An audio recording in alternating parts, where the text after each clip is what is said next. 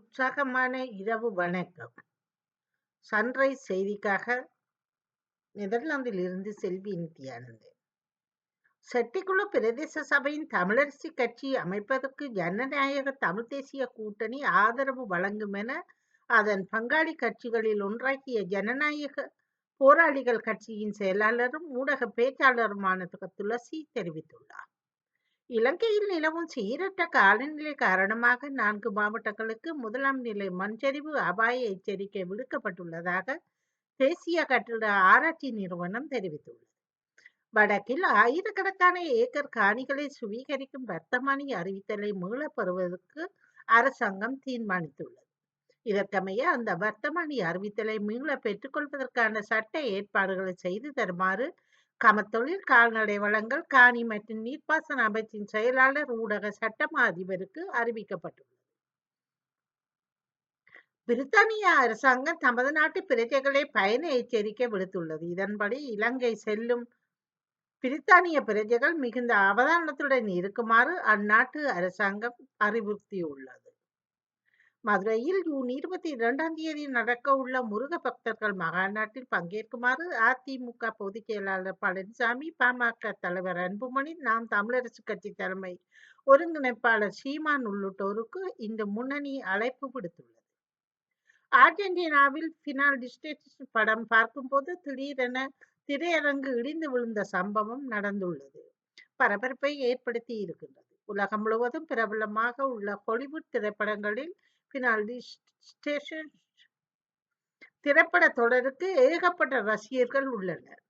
இந்த படம் 2000 ஆண்டு வெளியாகி பெரும் கிட்டடித்த நிலையில் அடுத்தடுத்து பல பாகங்கள் வெளியானது. அதன்படி தற்பொழுது பினால் டிஸ்டேஷன் ப்ளூட் லைன் என்ற புதிய பாகம் வெளியாகியுள்ளது. இந்த படத்தை அர்ஜென்டினாவில் உள்ள திரையரங்கில் ஒன்றில் பலர் பார்த்து கொண்டிருந்த போது அந்த திரையரங்க மேற்கூரை இடிந்து விழுந்துள்ளது. அதிர்ஷ்டவசமாக இதில் பலரும் காயங்களுடன் தப்பி இருப்பதாக தெரிய வந்துள்ளது. இங்கிலாந்தில் லிவர்பூலில் நடந்த கொண்டாட்ட அணிவகுப்பில் ஏற்பட்ட சிற்றுந்து விபத்தில் 47 பேர் காயமடைந்துள்ளனர். உலகிலேயே முதன்முறையாக கடலில் சல்மான் மீன்களை வளர்க்கக்கூடிய மாபெரும் வளர்ப்பு கப்பலை சீனா உருவாக்கி புதிய சாதனை ஒன்றை பதிவு செய்துள்ளது. பாரம்பரிய நில அடிப்படையிலான மீன் பண்ணை முறைகளை விட்டு விலகி கடலின் நடுப்பகுதியில் மீன் வளர்ப்பை முன்னெடுக்கும் சீனாவின் இந்த புதிய முயற்சி உலக நாடுகளின் கவனத்தை பெரிதும் ஈர்த்துள்ளது. இக்கப்பல் நவீன தொழில்நுட்பங்களை கொண்டு கட்டமைக்கப்பட்டு சுத்தமான மற்றும் கட்டுப்படுத்தக்கூடிய சூழலில் சல்மான் மீன்களை வளர்க்கும் திறன் பெற்றதாகும். அத்துடன் இயற்கை மாசுபாடுகள் மற்றும் நோய்கள் போன்றவையை கட்டுப்படுத்தி உயர்தர மீன் உற்பத்தியை உறுதி செய்யும் வகையில் இது வடிவமைக்கப்பட்டுள்ளது.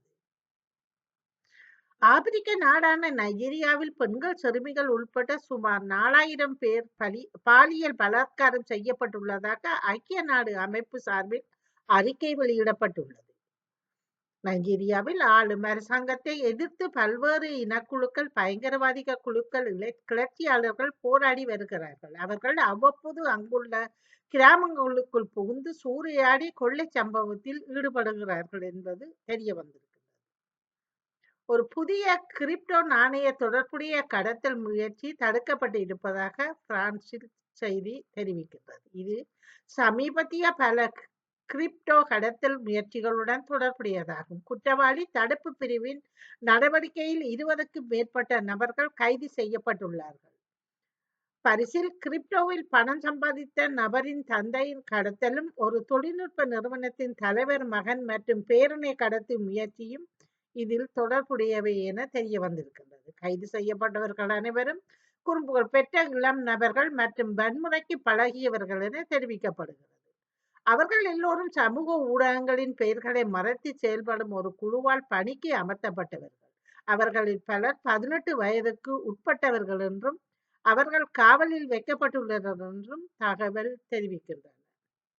இத்துடன் செய்திகள் நிறைவடைகின்றன. நன்றி, வணக்கம்.